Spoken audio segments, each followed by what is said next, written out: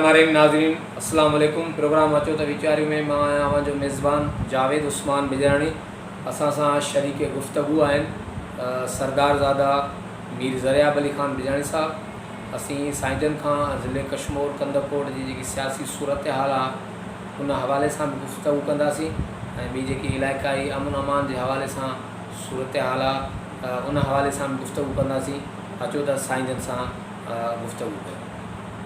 जेको इहो वायरल थियो सोशल मीडिया ते 2023 जे इलेक्शन जे हवाले सां इन में का बि सदाकत न आहे। असां सभई जेकियूं बि क़ुवत आहियूं हितां डिस्ट्रिक्ट जूं सभु पीपल्स पार्टी में और जेको पीपल्स पार्टी फ़ैसिलो कंदी असां उन ते सभई बीहंदासीं ऐं हाली उन में वक़्तु पियो आहे। अॻ में अहिड़ा कहिड़ा बि असां फ़ैसिला न कया न ई असांजी फैमिली में इन हवाले सां का डिस्कशन थी आहे। अदब पहिरीं ॻाल्हि त जेको नओं SP आयो आहे उन सां असांजी न मुलाक़ात हिन ताईं न थी आहे, पर जेको ॿुधण में अचे थो त तमामु ऑनेस्ट माण्हू आहे ऐं असांखे हुन सां काफ़ी उमेद आहिनि त सुठे नमूने सां पंहिंजो लॉ एंड ऑर्डर मेंटेन कंदा डिस्ट्रिक्ट में।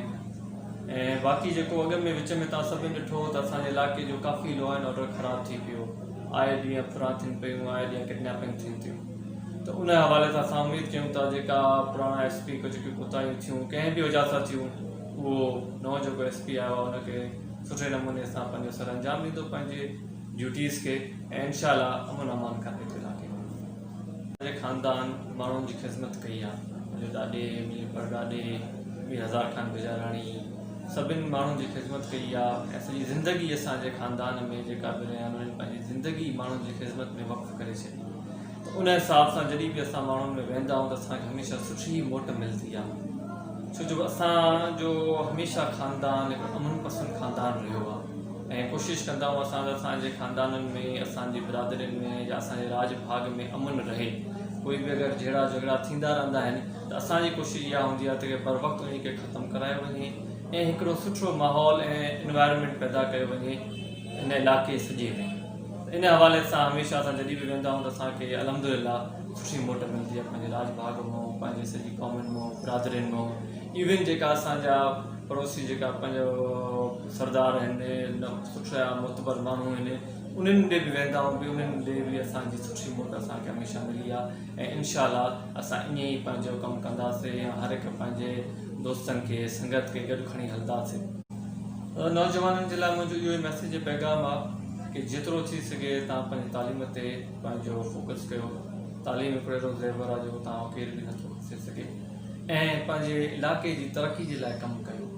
जहिड़नि झगड़नि खां पंहिंजे ॿिनि फ़साद खां ॿिनि इलीगल एक्टिविटीज़ खां माण्हू जेतिरो परे रहे ओतिरो भलो आहे। जेतिरो तालीम जे तरफ़ ऐं ॿियूं स्पोर्ट्स आहे, ॿियूं सोशल एक्स्ट्रा करिकुलर एक्टिविटीज़ आहिनि उन में माण्हू रहे त उन सां इंसानु पंहिंजो तंदुरुस्त बि रहंदो आहे ऐं उनजो ज़हन बि फ्रेश रहंदो आहे। त इन हवाले सां नौजवाननि खे इहा ई मुंहिंजी रिक्वेस्ट बि आहे त महिरबानी करे तव्हां सिधी राति हलो, तालीम ॾे पंहिंजो रुझान वधि में वधि कयो त इन में असांजे इलाइक़े जी बहितरी बि आहे ऐं असांजे इलाइक़े जी इन सां तरक़ी बि थींदी। जी नाज़रीन, नौजवान अॻवान सरदारज़ादा मीर ज़रियाब अली ख़ान बिजरानी जो चवणु हो त जेको कुझु ॾींहं पहिरियां सोशल मीडिया ते 2023 वारी इलेक्शन जे हवाले सां जेके ख़बरूं आयूं उहो साईंजन जो चवणु हो त बेबुनियादूं 2023 जेकी इलेक्शन आहे अञा घणो परे आहे। उन हवाले सां असां जेको पार्टी लेवल ते या ख़ानदानी लेवल ते जेका त का बि ॻाल्हि ॿोल न थी आहे।